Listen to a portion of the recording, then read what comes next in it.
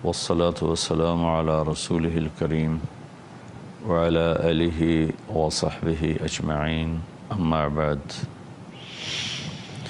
اللہ تعالیٰ کے فضل و کرم سے رمضان عافیت سے اللہ نے گزروایا۔ آج 28واں روزہ ہے، کل 29واں ہوگا۔ ممکن ہے اس سے اگلے روز عید ہو یا اس سے اگلے روز۔ جتنا کچھ ہوا اس پہ اللہ کا شکر ادا کیا جائے۔ جو کوتاہی ہوئی جان بوجھ کر، خطا سہون، اس سے اللہ پاک کی بارگاہ میں معافی مانگی جائے کہ اللہ کے نبی کا فرمان ہے ما اسر من استغفر وإن عاد فی اليوم 70 مرہ۔ دن میں 70 دفعہ بھی گناہ ہو لیکن اگر آدمی توبہ کر لے تو اللہ کی بارگاہ میں مجرم نہیں ہے، وہ بھی اللہ کے بھلے اور نیک بندوں میں شامل ہے۔ ہم نے اللہ کی رحمت کو بہت محدود سمجھا ہے اور بہت تھوڑا سمجھا ہے۔ اللہ کی رحمت جیسے اللہ اپنی ذات میں لا محدود ہے، اللہ کی رحمتیں لا محدود ہیں۔ خود اللہ تعالیٰ نے عرش کے اوپر تو کوئی مخلوق نہیں ہے، عرش کے اوپر اللہ تعالیٰ نے ایک بہت بڑی تختی لگوائی ہے جس کے اوپر لکھوایا ہوا ہے ان رحمتی سبقت غضبی، میری رحمت میرے غصے سے آگے ہے۔ سبحان اللہ، اگر اس کا غصہ اس کی رحمت سے آگے ہوتا آج شاید ہم میں سے چند لوگ ہی انسان ہوتے، باقی سب ہم کتے بلے بن چکے ہوتے۔ اور پھر قرآن میں اللہ تعالیٰ نے 2 جگہ کہا ہے کتب ربکم علی نفسہ الرحمہ، سبحان اللہ، کہ میرے بندو ڈرو نہیں مجھ سے، میں نے تم پہ رحم کرنا اپنے اوپر فرض کر لیا ہے۔ اللہ نہ کرے، اللہ نہ کرے اگر یہ آیت یوں ہوتی کتب ربکم علی نفسہ الغضب، کہ تمہارے رب نے تم پہ غصہ کرنا فرض کر لیا ہے، تو یہ تو دھرتی میں شاید جانور بھی زندہ نہ بچتے، پانی کی بوند نہ ہوتی۔ اس مالک نے کرم فرمایا اس وقت 7 ارب انسان ہیں اور سارے کے سارے انتہا درجے کی نافرمانیوں پر ڈٹے ہوئے ہیں، اللہ کا مذاق اڑاتے ہیں، اللہ کے دین کا مذاق اڑاتے ہیں، قرآن کا مذاق اڑاتے ہیں، شریعت کا مذاق اڑاتے ہیں، پردے کا مذاق اڑاتے ہیں، داڑھی کا مذاق اڑاتے ہیں، سنت کا مذاق اڑاتے ہیں، اپنے نبی کی زندگی کو بے حیثیت قرار دیتے ہیں، اور آوارگی، فحاشی، بے پردگی، گناہوں کی سیاہی وہ میک اپ بن چکی ہے، دلوں کا پتھر ہونا وہ تہذیب بن چکا ہے، اخلاق حیا کا اٹھ جانا یہ آج کا دستور بن چکا ہے۔ قربان جاؤں اس اللہ پہ جو اپنی رحمت کو غصے سے آگے رکھے ہوئے ہے۔ اگر اس کا غصہ اس کی رحمت سے آگے ہوتا تو شاید ساؤتھ امریکہ سے ساؤتھ افریقہ تک اور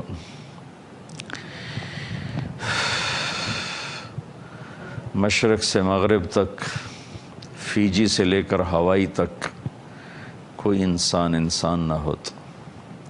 اللہ کا شکر ادا کیا جائے، اس کی رحمت ہم پر بارش کی طرح برس رہی ہے۔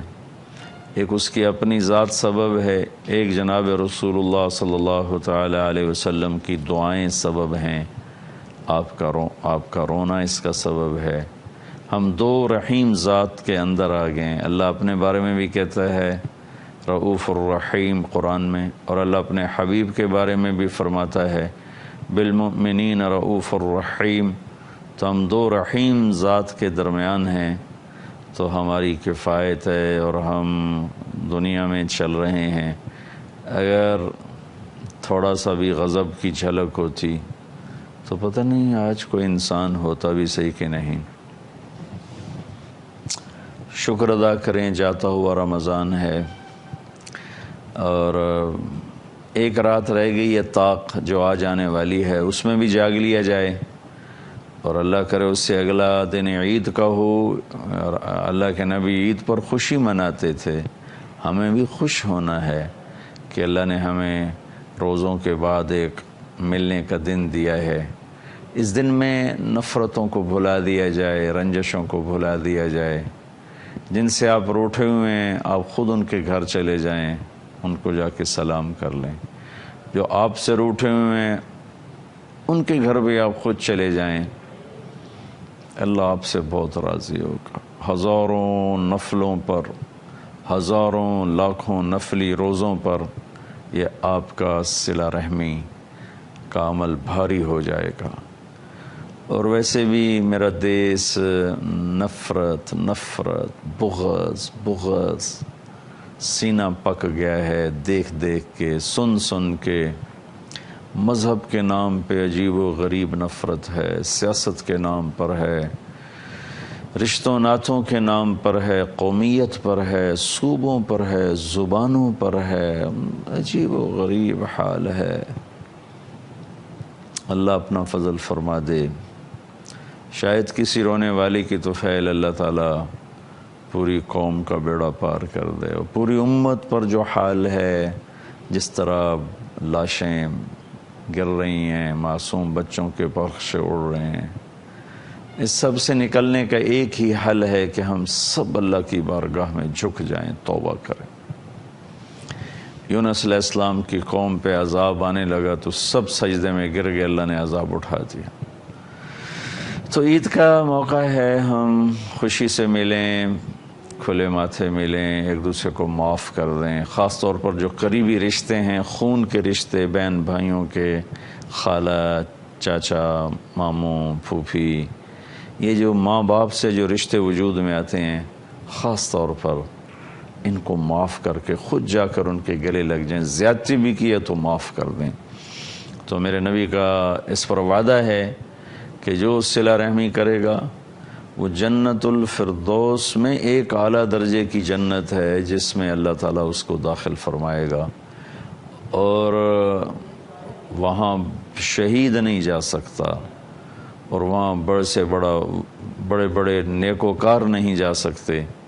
وہاں 3 آدمی جائیں گے، ایک عدل کرنے والا، ایک رشتہ داروں سے اچھا سلوک کرنے والا، اور ایک حلال کمائی میں پوری نہیں پڑتی تھی، حرام کما سکتا تھا، نہیں حرام میں گیا اور اسی حلال میں گھٹ گھٹ کے زندگی گزار کے چلا گیا، ایک وہ اس میں جائے گا. تو میں آپ سب عزیزان جو سن رہے ہیں ان سے گزارش کرتا ہوں کہ عید کا دن رنج بھلانے کا ہو، غصے کو دور کرنے کا ہو، لڑائیاں ختم کرنے کا ہو. لوگ ابھارتے ہیں تیری نک نہیں رانی، تیری عزت نہیں رانی، تینوں کہیں پوچھنا نہیں، تو بغیرت ہو گئے. یہ سب شیطانی باتیں ہیں، اور یہ بات کرنے والے ہمارے بڑے ہی نادان دوست ہیں، بہت ہی ناسمجھ دوست ہیں. اللہ تعالیٰ ایسی نصیحتوں سے ہم سب کی حفاظت فرمائے. تو عید کو ہم خوبصورت بنائیں، ایک دوسرے سے مل کر محبت کے ساتھ. نبی پاک صلی اللہ علیہ وسلم عید الفطر میں صبح کچھ کھا کے جاتے تھے، اور بڑی عید قربانی میں کچھ نہیں کھاتے تھے، جا کے نماز پڑھاتے تھے اور آ کے قربانی کا گوشت ہی کھاتے تھے. لیکن عید الفطر میں جانے سے پہلے میٹھا کھاتے تھے، کھجور ہوتی تھی یا کوئی اور ایسی میٹھی چیز. عام یہی پڑھنے میں آیا کہ آپ کچھ کھا کر میٹھا کھا کے آپ تشریف لے جاتے تھے اور جا کر عید کی نماز پڑھاتے تھے، پھر واپس آتے تھے. تو عیدگاہ تھی مدینہ منورہ میں جہاں سارے اکٹھے ہوتے تھے، وہاں عید کی نماز ادا فرمایا کرتے تھے، پھر سب ملتے تھے، پیار محبت ہنسی مذاق سب کچھ ہوتا تھا. تو اس کو بھی ہم خوشی کا دن بنائیں اور توبہ کا دن بنائیں. اور ایک چیز رہ گئی تھی، میں اس کو جاتے جاتے کہہ دوں، ہیں تو اگرچہ 2 دن پتہ نہیں کتنے لوگ اس کو دیکھتے ہیں. صدقہ فطر جس کو ہم فطرانہ کہتے ہیں، یہ 29 کی شام سے پہلے ادا کر دیا جائے تو پھر روزوں کی میل کچیل صاف ہو جاتی ہے، روزے آسمان تک چلے جاتے ہیں. نہ ادا کیا جائے تو پھر یہ معلق ہو جاتے ہیں، لٹک جاتے ہیں، اوپر نہیں جاتے ہیں. اور صدقہ فطر کشمش کے حساب سے میرے نبی دیا کرتے تھے، 3 کلو کشمش دیا کرتے تھے.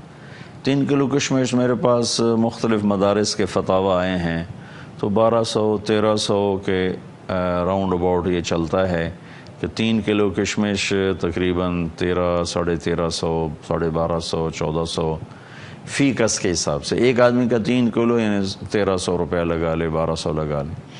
کھجور کے حساب سے میں نے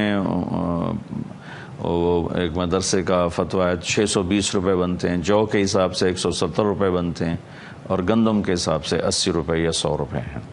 جو آپ میں صاحب حیثیت لوگ ہیں ان سے گزارش کروں گا کہ اعلیٰ درجے کی کشمش کا بازار سے خود ریٹ معلوم کروائیں اور 3 کلو فی کس کے حساب سے اس کے پیسے لگوا کے کل شام تک سورج غروب ہونے سے پہلے غریب رشتہ داروں میں تقسیم فرما دیں، اپنے نوکروں میں دے دیں، اپنے رشتہ داروں میں دے دیں، اپنے پڑوسیوں میں دے دیں۔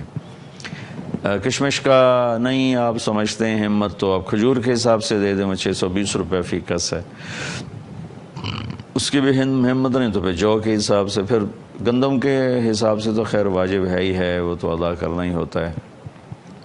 تو صدقہ فطر میں بھی کوشش فرمائیں کہ اپنے قریبی رشتہ داروں، غریب رشتہ داروں، ضرورت مندوں ہاتھ نہ پھیلاتے ہوں، یا اپنے نوکروں، گھر میں کام کرنے والے ہیں، ڈرائیور ہیں، ملازم ہیں، مالی ہے، اور کچن میں کام کرنے والا ہے، آپ کا باورچی ہے، یا آپ کی گھر میں خواتین بچیاں آتی ہیں برتن صاف کرنے والی، کپڑے دھونے والی، یا ایسے اڑوس پڑوس میں کوئی ہیں تو ان کو ڈھونڈ ڈانڈ کے ان کو عزت سے دیا جائے، ان کا احسان مانا جائے، ان پہ احسان نہ جتلایا جائے، تو ہمارا روزہ خوبصورت ہو کر انشاءاللہ پاک ہوگا۔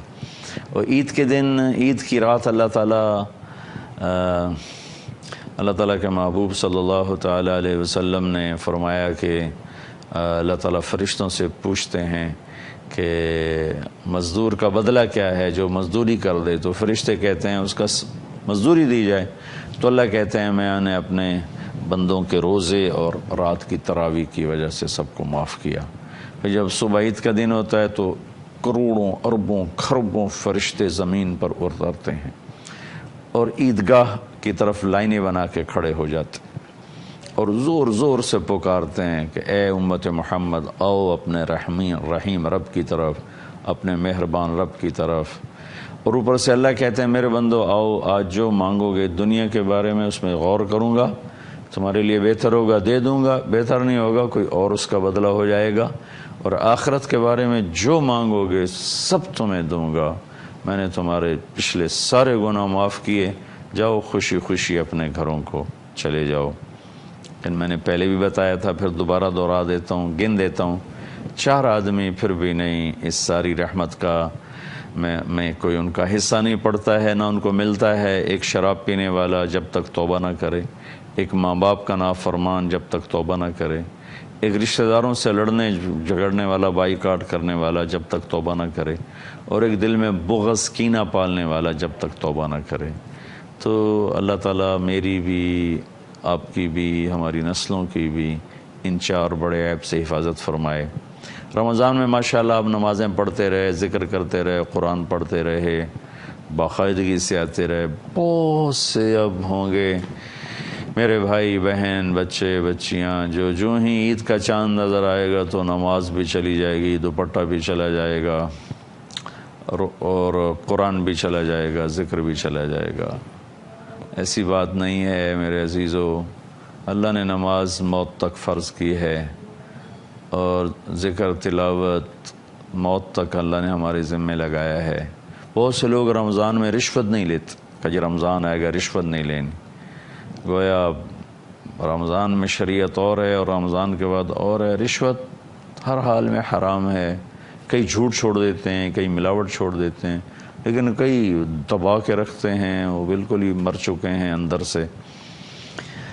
تو میری گزارش ہے کہ جس طرح نماز پڑھ رہے تھے ایسے پڑھتے رہیں، جس طرح قرآن پڑھتے تھے پڑھتے رہیں، جیسے سروں پہ دوپٹے تھے باقی رہیں، جیسے جھوٹ سے بچے، رشوت سے بچے، بچتے رہیں، تو کل اللہ کی بارگاہ میں بہت سرخرو ہو کر پہنچیں گے۔